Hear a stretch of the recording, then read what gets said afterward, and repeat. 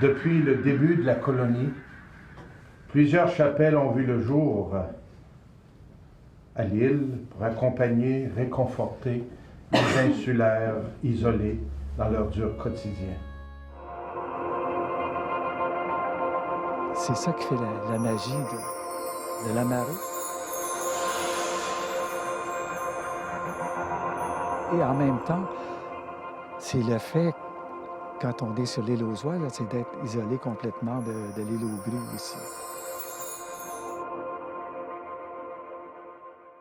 Mesdames, Messieurs, bonjour et bienvenue au Musée de l'île aux Grues, ainsi qu'au lancement du film L'île aux Oies, Fenêtre sur l'histoire. C'est pas tous les jours que nous avons le privilège de participer à un tel événement.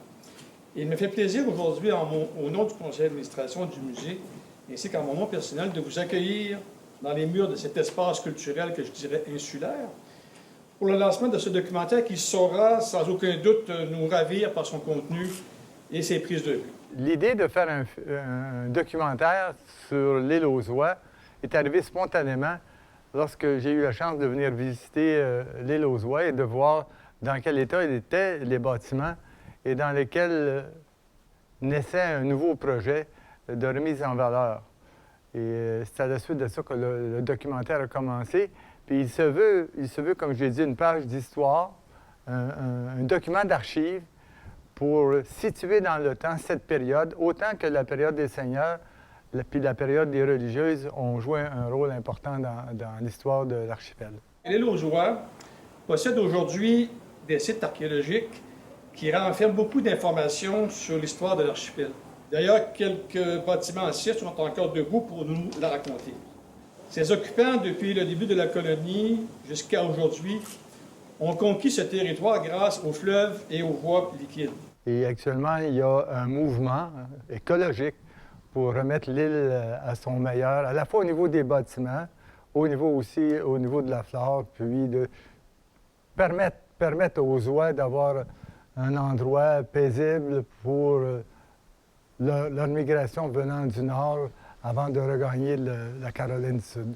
Depuis ce temps, le musée de l'île a rassemblé au cours des années au prix d'efforts incessants, et je pense que j'y en sais quelque chose, les derniers témoins matériels et les objets anciens qui ont fait partie de la vie quotidienne des gens de l'archipel. Avec ce super de beau décor, alors on a vraiment pensé que c'était une belle opportunité de faire un lancement de film, de faire la promotion d'un film qui est vraiment dédié pour les gens de l'île au départ et dans un décor tout à fait extraordinaire. Je travaille avec Suzy Gagnon depuis pratiquement 10 ans. Moi, je fais la production, la scénarisation, je fais la photographie.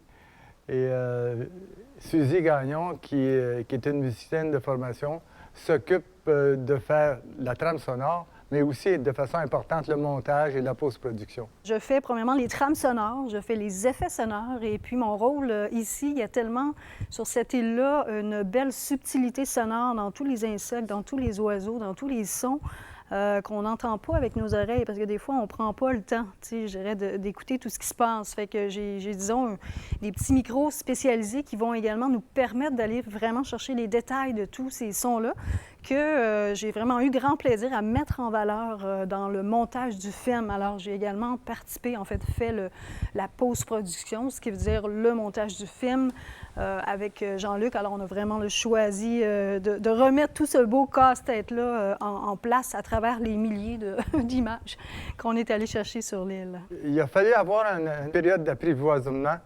entre moi et l'île pour que je finisse par sentir ce qui se passait ici, ce qui s'était passé, connaître les gens de l'île et les gens incroyables comme Gina et Gilles qui ont été d'un secours exceptionnel, qui m'ont permis d'être patient pour capter ces images-là puis faire un lien entre les personnages principaux qui sont dans ce film-là.